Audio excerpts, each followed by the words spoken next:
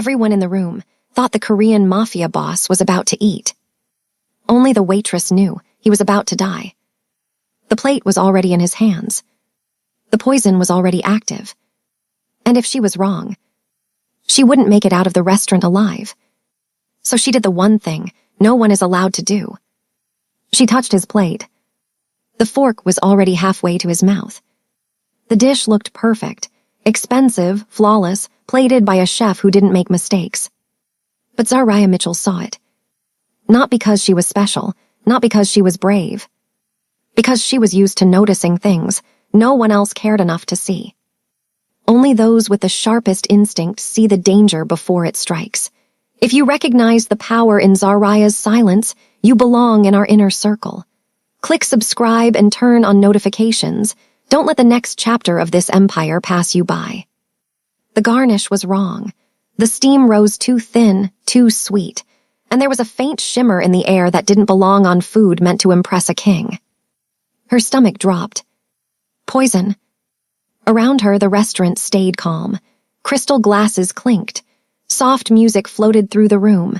Men in tailored suits laughed quietly, unaware they were seconds away from chaos. At the center table, Lee Kang-woo sat untouched by fear, relaxed, unreadable, dangerous even at rest.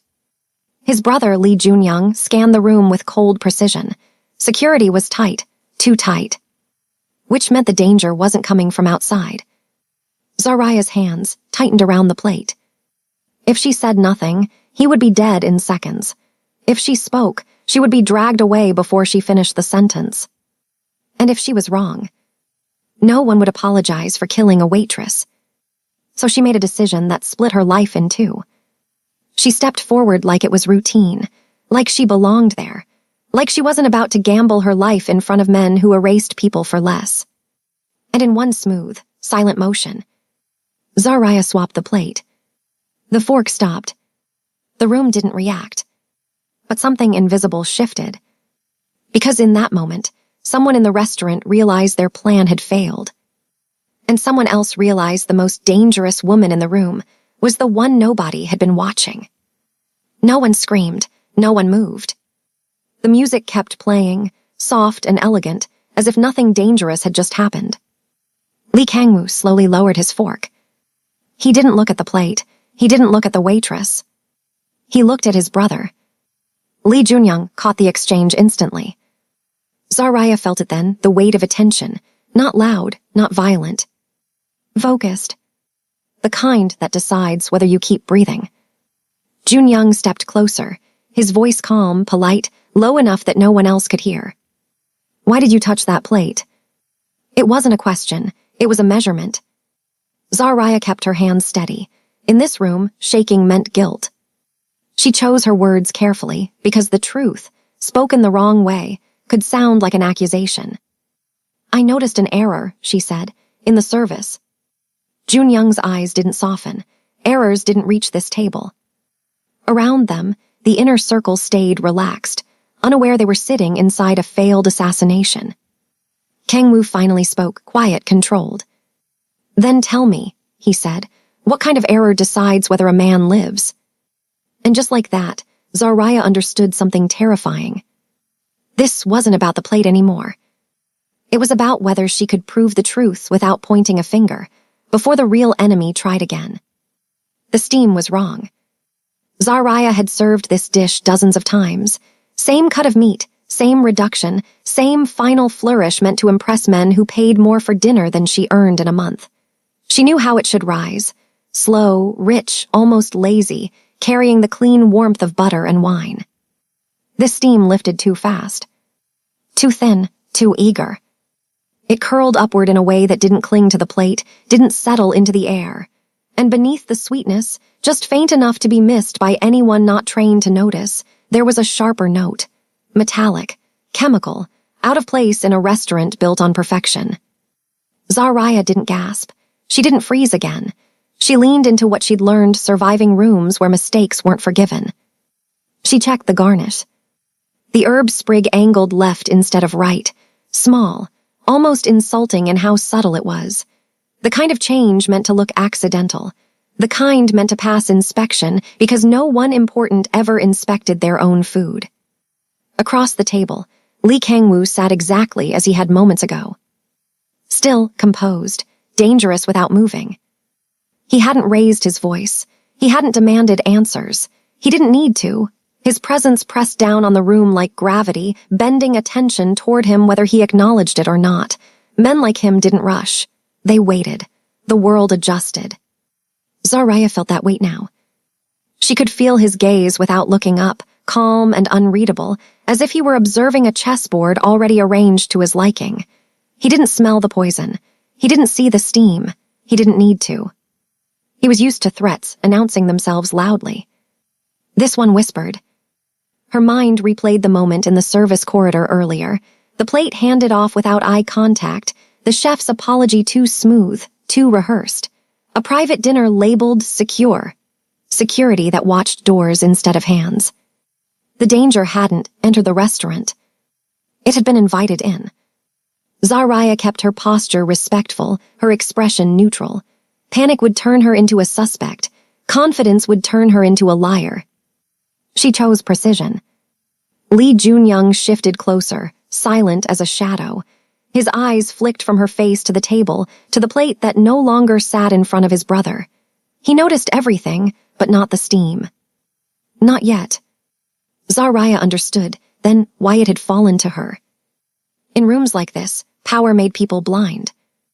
And invisibility had finally made her dangerous. Lee Junyoung didn't raise his voice. He didn't step into her space the way men did when they wanted to scare someone. He simply turned. And when his eyes settled on Zaraya, the rest of the room faded out. "Service is usually faster at this table," he said calmly, lifting his glass as if commenting on the wine. "Was there a delay?" The question was harmless, polite, something any guest could say. But his gaze never left her hands. Zaraya adjusted the napkin by instinct, slow and deliberate. In a luxury restaurant like this, movement was language. Sudden meant guilty. Careful meant trained. "There was a plating correction," she replied, keeping her tone light, professional. "I didn't want the chef's mistake to reflect on the guest." Junyoung's mouth curved slightly, not a smile, a measurement. "Interesting," he said, "because that dish passed 3 checkpoints." He swirled the drink in his glass. Ice clicked softly. To anyone watching, it looked like casual conversation. To Zaraya, it felt like a blade tracing her pulse. She didn't rush to defend herself. That would look rehearsed. Instead, she mirrored him. "Then someone changed it after," she said, "which is why I intervened." A beat passed. Kangwoo remained silent, his presence steady at the center of the table. He didn't interrupt. He didn't rescue her. He allowed the moment to stretch, as if watching how long she could stand without support. Power didn't need to speak. Junyoung leaned back slightly, nodding as if satisfied. "And if you're wrong," he asked, voice still calm, "you touched something that didn't belong to you." Zaraya met his eyes for the first time. "Then you'll correct my mistake," she said evenly, "the same way I tried to correct the chef." Around them, suits laughed. Cutlery clinked. The string quartet drifted through another elegant note. The restaurant continued pretending nothing dangerous was happening. But Junyoung noticed the detail that mattered. Across the table, one man had gone still. Too still. In a world of traitors, a woman this loyal is rarer than gold. Show your respect for Zaraya's courage. Smash the like button if you believe loyalty should always be rewarded. His fingers hovered over his glass without lifting it. His eyes flicked, just once, to the untouched plate now sitting in front of someone else. A micro-reaction, barely a breath. Junyoung caught it. He looked back at Zaraya, studying her not as staff, but as an anomaly. And for the first time since the plate had been swapped, Zaraya realized something chilling. She wasn't being questioned anymore. She was being protected, just long enough to see if she was telling the truth. The trap came quietly. Junyoung glanced toward the edge of the table, then back at Zaraya, his tone shifting just enough to sound certain. "That plate was already cleared," he said. "I watched it leave the table, so tell me, why did you touch it again?" The words landed softly, but the implication was lethal. A cleared plate meant no reason to intervene. A cleared plate meant fabrication. A cleared plate meant she'd acted without cause. Around them, the Korean Mafia inner circle continued their low conversation, unaware, or pretending to be, while security maintained the illusion of calm. This was how power operated here. Executions happened behind manners. Zaraya felt the heat crawl up her spine. This was the moment that broke people. The moment where panic rushed in and betrayed the truth. She didn't rush. She replayed the sequence in her head. The pass, the handoff, the steam, the timing. Then she shook her head, once politely. "No," she said, "it wasn't cleared." Junyoung's eyes sharpened. "I personally signaled for it," he replied smoothly. "My brother hadn't touched it yet." Zaraya inhaled through her nose, slow, controlled. "You signaled for the table to be reset," she said, "not the plate." She gestured subtly, barely lifting her hand. The glassware was adjusted, the cutlery was aligned, but the dish never left the table. The heat was still active. Silence. Lee Kangwoo shifted slightly in his chair, not enough to be obvious, enough to matter. Zaraya continued, her voice steady because it had to be. If it had been cleared, the steam would have collapsed. It didn't. It rose. Junyoung stared at her for a long second, not blinking, not nodding. Then he smiled. Not approval, confirmation. "You're very observant for a waitress," he said. "I have to be," Zaraya replied. "Mistakes in rooms like this don't get forgiven." Kangwoo finally looked at her. His gaze wasn't curious. It wasn't angry. It was assessing. The kind of look that decided whether something was useful or disposable. "And if you misread the steam," he asked quietly, "if there was no poison?" Zaraya didn't flinch. "Then I disrespected you," she said, "and I accept the consequences." That was the truth, and they both knew it. Across the table, the man who had gone still earlier reached for his glass. Too fast. Junyoung's hand moved instantly, resting over the glass before it could lift. "Not yet," he said pleasantly. The assassin froze. The test was over. And Zaraya understood something chilling as Kangwoo leaned back, calm as ever. She hadn't survived because she was brave. She survived because she was right. And in the world of Korean mafia power, being right was more dangerous than being afraid. The shift was subtle, but it was there. The man across the table forced a smile that arrived half a second too late. His shoulders loosened, then tightened again, as if he'd remembered where he was. Relief flashed through him, sharp and uncontrolled, before discipline dragged his expression back into place. Too fast, too nervous. Junyoung didn't move, but his attention narrowed. Kangwoo noticed too. Power like his didn't miss changes in rhythm. He remained silent, letting the room expose itself. Zaraya felt it then, the moment when danger changed tactics. A junior server approached with a polished tray, moving smoothly between tables. Dessert service. Chocolate-glazed perfection arranged like art. The kind of luxury that disarmed suspicion. The server paused at Kangwoo's side, hesitating just long enough to be noticeable. "I'm so sorry," the server said softly, eyes lowered. "The chef sends his apologies for the earlier confusion. He's prepared a complimentary course." Apologies in rooms like this weren't generosity. They were leverage. Zaraya's pulse thudded. Desserts cooled quickly. These were still warm. Too warm. She caught the faintest tremor in the server's hands, not fear but urgency, as if the tray needed to land now, as if time was running out. Kangwoo didn't respond. He didn't nod. He didn't dismiss it. He waited. The silence stretched until the server shifted his weight. That was all it took. Junyoung stepped in casually, fingers brushing the edge of the tray as if adjusting placement. "Hold on," he said pleasantly. "We'll decide." The server's eyes flicked, just once, toward the man who'd gone still earlier. Confirmation. Zaraya's gaze dropped to the dessert. The glaze reflected the chandelier light too cleanly. The scent was sweet, but underneath it lurked the same sharpness she'd caught before, masked better this time. Smarter. The assassin had adjusted. Kang Wu finally spoke. "You said the chef sent this." "Yes, sir," the server replied quickly. "Then he can wait," Kang Wu said. "I don't rush corrections." The server swallowed. Around them, the inner circle continued eating, laughing softly, unaware that a second assassination attempt was collapsing under its own weight. Junyoung leaned in toward Zaraya, voice low. "Same judgment." "Yes," she said without hesitation. "Different delivery." That was all he needed. Junyoung straightened, smiling warmly at the table. "Kitchen staff rotation," he announced lightly. "Nothing to worry about." Two men in suits appeared beside the server, guiding him away as if escorting a guest. No struggle, no noise. Across the table, the assassin's glass finally slipped from his fingers, shattering softly against marble. Kang Wu watched the spill, unbothered. Then he looked at Zaraya. The predator became the prey the moment she stepped in. "We want to hear from the masterminds watching. What would you have done if you were in Zaraya's shoes? Drop your strategy in the comments below."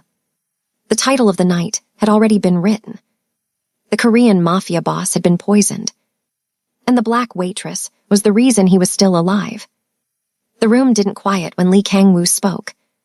It didn't need to. His voice was low, measured, almost gentle, yet it cut through the restaurant more cleanly than a shout ever could. Conversations nearby softened on instinct. Laughter dimmed. Even the music seemed to recede, as if the air itself leaned closer to listen. "Miss Mitchell," he said. Zaraya felt her name land like a hand on her spine. She turned fully toward him, posture straight, eyes steady. This wasn't fear anymore.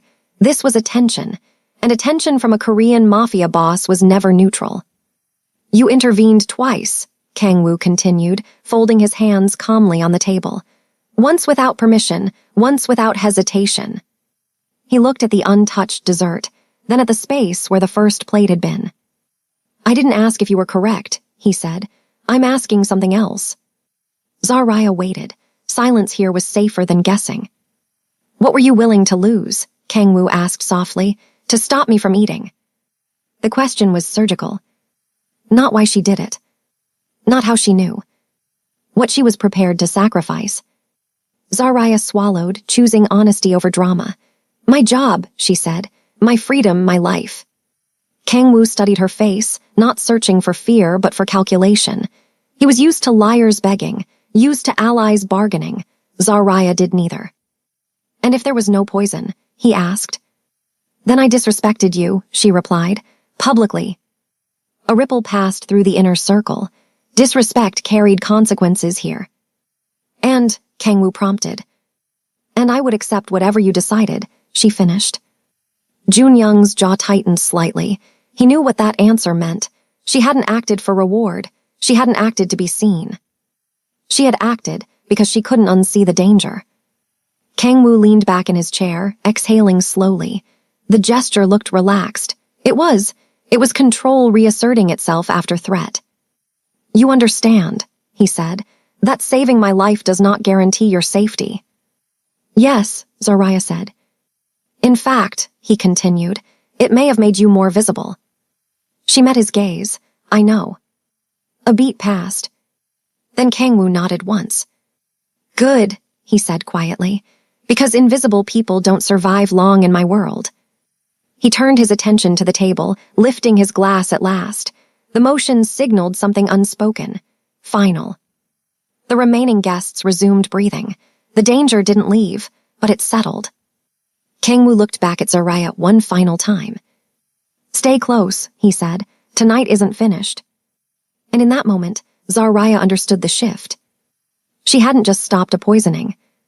She had stepped into the line of sight of a man whose enemies never stopped trying, and whose protection was as dangerous as his wrath.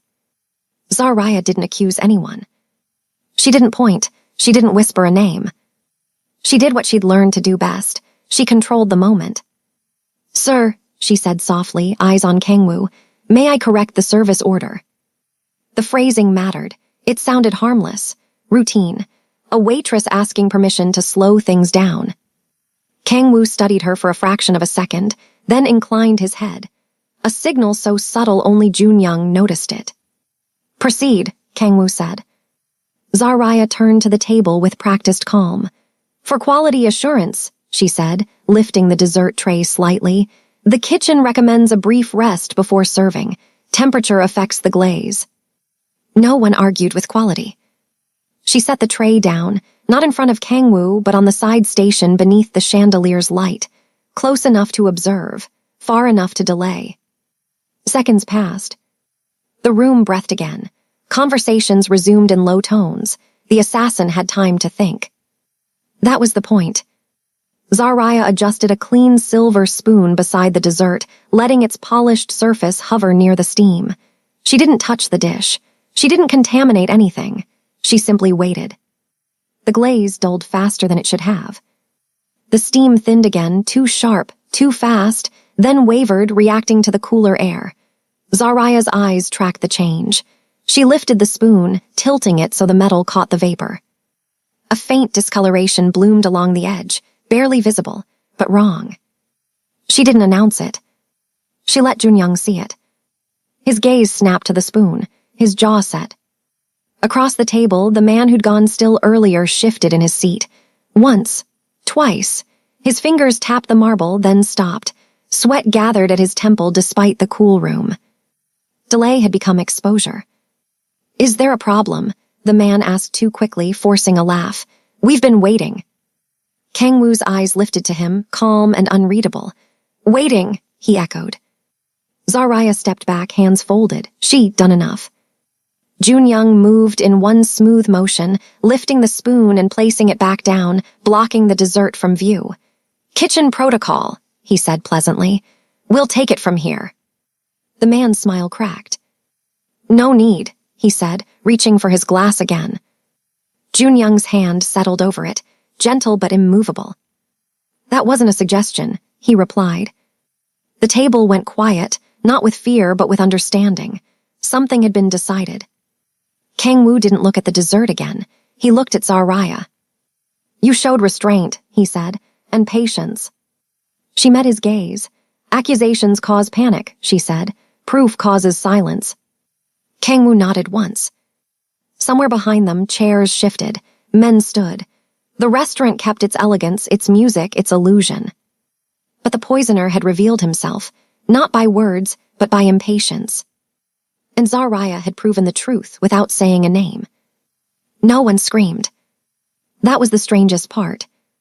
The restaurant stayed beautiful, gold light, polished marble, the soft clink of glassware. To anyone watching from a distance, it looked like another flawless night of power and money. The illusion held because that was how the Korean Mafia preferred it. Control without spectacle. Junyoung moved first. He didn't signal.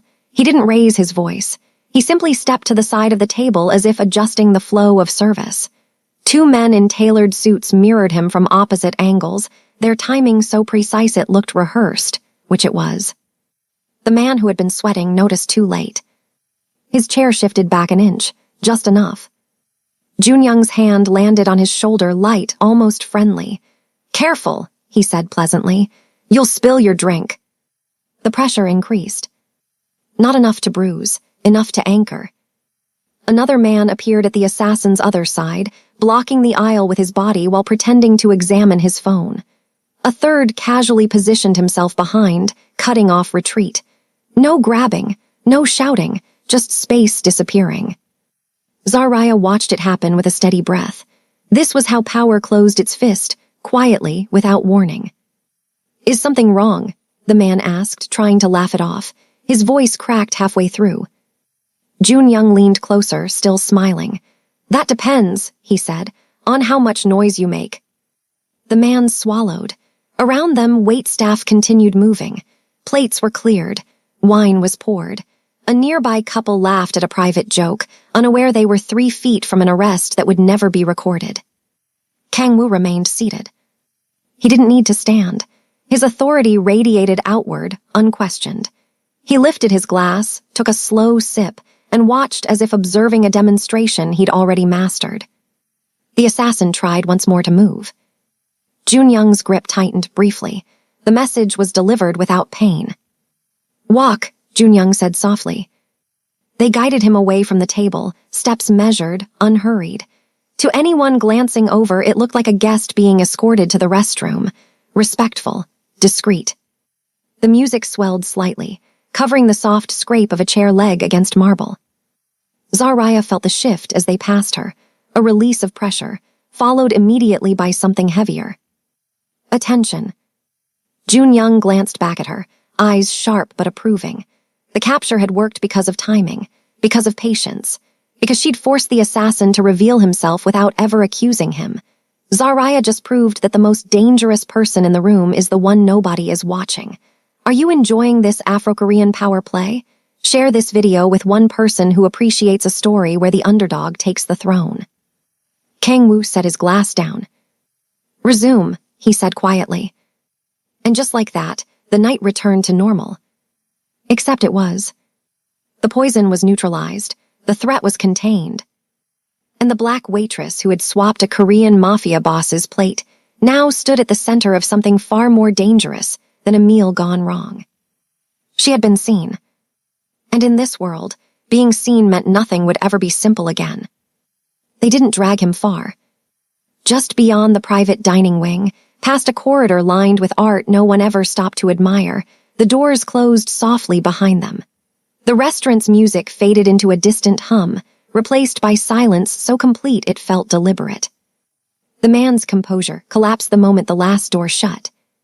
It wasn't supposed to be like this, he said quickly, words tumbling over each other. I was told it would look like an accident, a reaction, no witnesses. Junyoung said nothing. He let the man speak. People always did when they realized there was no escape. Kang-woo entered last, unhurried. He didn't remove his jacket. He didn't raise his voice. His presence alone restructured the room. Who paid you? Kang-woo asked calmly. The man hesitated. That was enough. Debt, he blurted out. My brother. He borrowed from the wrong people, a rival crew overseas. They said if I didn't cooperate, my family would disappear. Kang-woo nodded once, as if confirming something he already knew. A rival faction doesn't threaten families, he said quietly. They threaten territory. The man's eyes widened. It wasn't just them, he admitted. There was help inside, someone in procurement, someone who knew the schedule. They said tonight was perfect, private, secure. If you died here, it would look like a collapse. A collapse. Zaraya felt the weight of that word settle into place. Kang-woo's death wouldn't have ended anything. It would have started everything. Power would fracture. Alliances would shift. Blood would follow uncertainty. The illusion of order would shatter across cities that depended on his restraint. That's why the poison, Junyoung said quietly. Clean, no gunfire, no witnesses. The man nodded frantically. They said once it happened, blame would spread. Everyone would suspect everyone. No one would know who to trust. Kang-woo looked at him for a long moment. And you believed chaos would spare you? I believed it would end, the man whispered. Kang-woo turned away, already finished with him. The outcome had been decided the moment the plate was altered. Remove him, Kang-woo said. The men moved instantly, guiding the poisoner down a side hall that led nowhere guests were allowed to see. Zaraya remained still, absorbing the truth she hadn't known she was uncovering. This hadn't been about greed alone. It had been about leverage, about families, about turning loyalty into weapons. Kang-woo faced her again. You understand now, he said softly, why a single bite would have mattered. Yes, Zaraya replied. Good, he said, because you didn't just stop a murder. He paused, eyes steady. You stopped a war. And for the first time that night, the danger she felt wasn't behind her. It was in front of her, waiting to see what her new awareness would cost. The dinner resumed, as if nothing had happened. Wine was poured, plates were replaced. Laughter returned in measured tones, the kind that belonged to men who believed the world would always bend back into shape for them. From the outside, the ultra-luxury restaurant looked untouched, another flawless night of money, power, and quiet control. But Zaraya felt the difference. It moved through the room like a current. Lee Kang-woo rose slowly from his seat. The simple act commanded attention without demanding it. Conversations softened, chairs stilled. No one needed to be told this mattered. He lifted his glass, not high, not ceremoniously. "To a corrected evening," he said calmly. A few men nodded. A few echoed the toast. The words meant nothing to them. They meant everything to her. Kangwoo's gaze shifted, settling on Zaraya where she stood beside the service station. He didn't raise his voice. He didn't explain. He simply spoke with the same certainty he used to move entire organizations. "Miss Mitchell will remain close," he said. "She is under my consideration." The phrase was polite. The meaning was absolute. Junyoung caught her eye and gave a slight nod. It wasn't reassurance. It was confirmation. The inner circle understood immediately. Eyes flicked toward her quick, assessing, recalibrating. She felt the shift in how she was seen, not as staff, not as background. As someone claimed. Zaraya's chest tightened, not with fear but with clarity. This wasn't protection the way movies framed it. This was visibility. And visibility in the Korean Mafia world carried weight. She had crossed an invisible line when she swapped that plate. Now the line was etched in stone. Kangwoo sat again, unbothered, his survival already absorbed into the night's rhythm. The threat was gone. Control restored. But Zaraya didn't feel restored. She felt altered. As service continued, other staff moved around her carefully, respectful, curious, aware that something had changed without knowing exactly what.